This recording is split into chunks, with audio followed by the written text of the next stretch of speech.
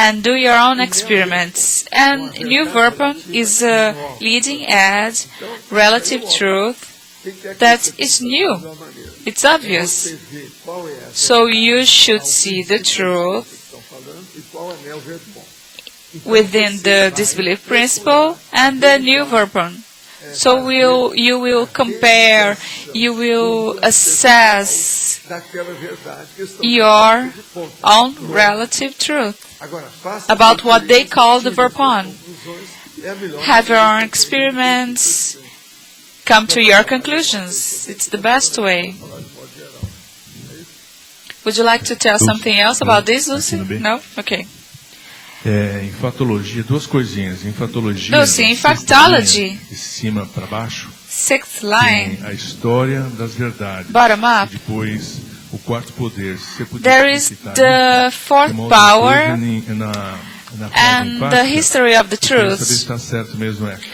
And also I would like to know if the load of influence is correct. Well, in the emphatic sentence, I think it's better to put load of influence, because it's influence in a general way of speaking. If you specify too much, it means that it's a single load. And regarding your previous questions, the history of the truth, we know that historiography, the history itself is tailed, is made by some people. They are the official truths. And there is also another approach. You can have several approaches regarding history. There are the truths that would be closer to a para-history that's not told in official history. But whatever, truths are produced by societies in some evolutionary moment, and this forms a pattern of knowledge, a set of knowledge that will lead to a history of the truth that are actually good quoting or adequate or selected by some people. In their opinion, it's good, it's enough.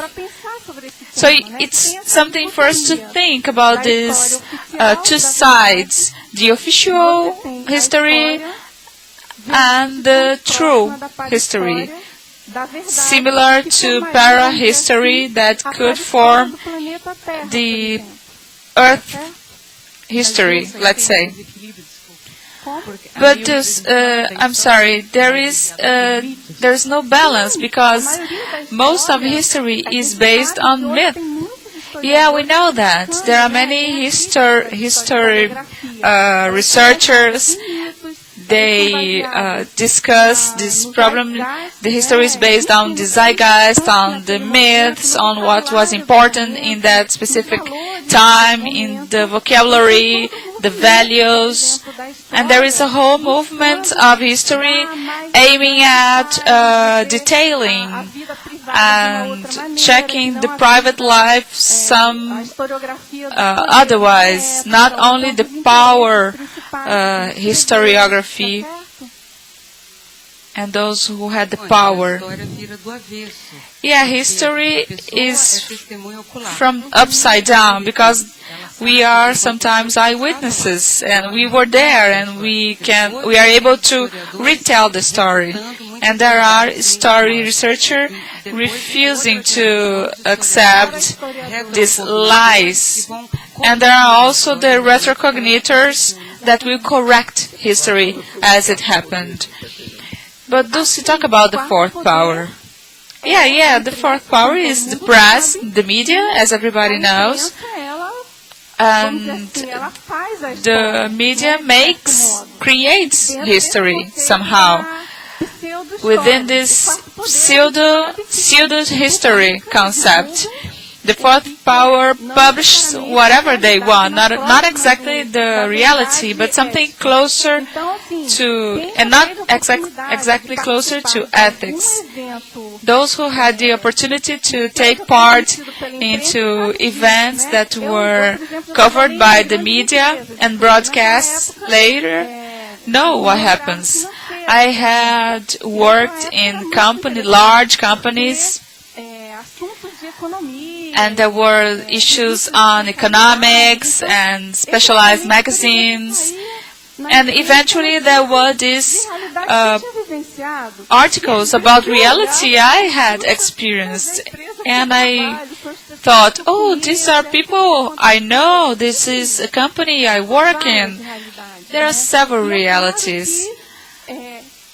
And of course, the larger the hunger for this fourth power, the more far you are from the truth. I was a victim of the fourth power, and they had this publicity storm to finish all our work and only sell magazines. It gave me a lesson for the rest of my life. I have always been suspicious about that since then. You can only trust people after everything is compared, is assessed, and they made that just through the money influence and their politic power. I had no defense, I had no shelter, I was shut up until everything passed. I had nothing else to do. It was a shame. It was the worst scandal in my life, created by others. So the fourth power demands this year, what is acting a lot regarding the elections is this kind of brown press. There are many newspapers about some candidates, but they last too little, and they last just during the elections. Professor, back to factology, the multidimensional side scenes of the history wouldn't be the demystified history. Second line. Factology.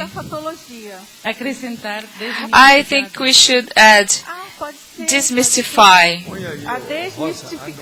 Yeah, we could do this. I thought about writing about mythology. I had already thought about that, a session. And campaigns, the lying campaigns also. And it's getting worse because of the blogs nowadays. Blog is a complete mess, mental trash, menstruation, feculum, and diarrhea. Except other shit things people have. I received clippings regarding Conscientiology, and I have received one very interesting one. A person who was against Conscientiology, and the blog writer was saying that that person was wrong, and he said, I respect all religions, including Conscientiology. Yeah, life's hard. Life ain't easy. To understand things deeply is not for everyone. People think very fast, wrong, and shallow. To have tech psychism with correct conclusions is very difficult. Okay, question. My husband does Penta for a month. He asked me to make a Voltaic arc because he doesn't feel his helper, just some some ear signals. As I am more sensitive than him, I perceived in my psychosphere some consciousnesses, as if they were in line, sending love energies. I had never felt this before. I told him that through telepathy, the message, "Welcome aboard," was sent to him. He didn't believe, but he was very happy. The next day, he received a present, and he was laughing all day long. Would it be an extrapolationism? Well, the case is that he's within the 6th month of Penta practice. Tell him to take note of everything. You said you were attacked by a consciousness who was in the intermission for 800 years. How was he able to enter Siayak? When he attacked you, were you projected? Was he rescued by the helpers? Where is he today? Well, helpers sometimes brings the mega intruders here to help them, because we should get in touch. We should show them the way and refer them somehow.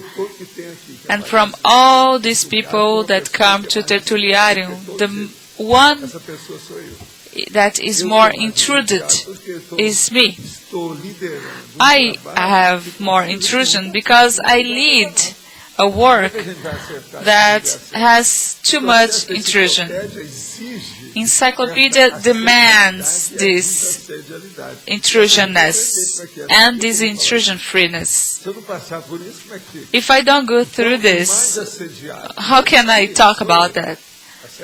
So I'm the one that suffers more intrusion. I have my reasons. It's all a matter of asking, is it bad or good? For me, it makes no trouble.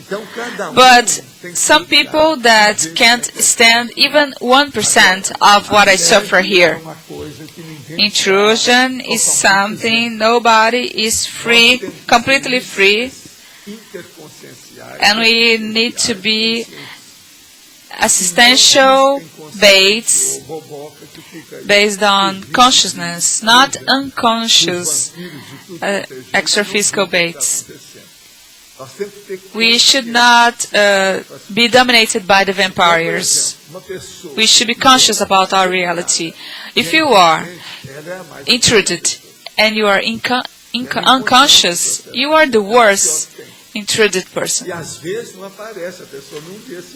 And sometimes you are not able to see, to show that you are being intruded. But you may be putting your life down the drain unconsciously.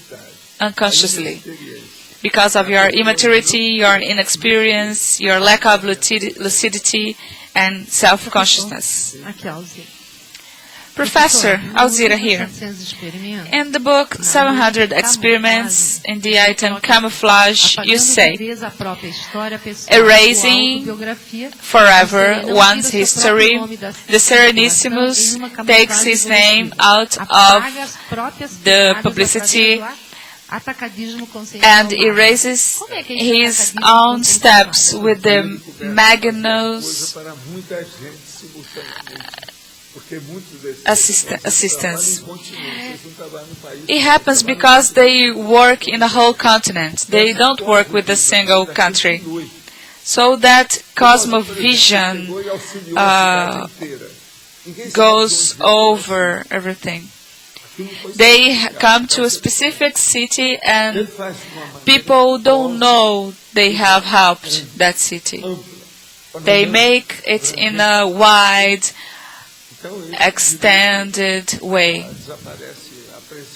So their presence just disappears because of this broadening process. There are many situations I have been talking about.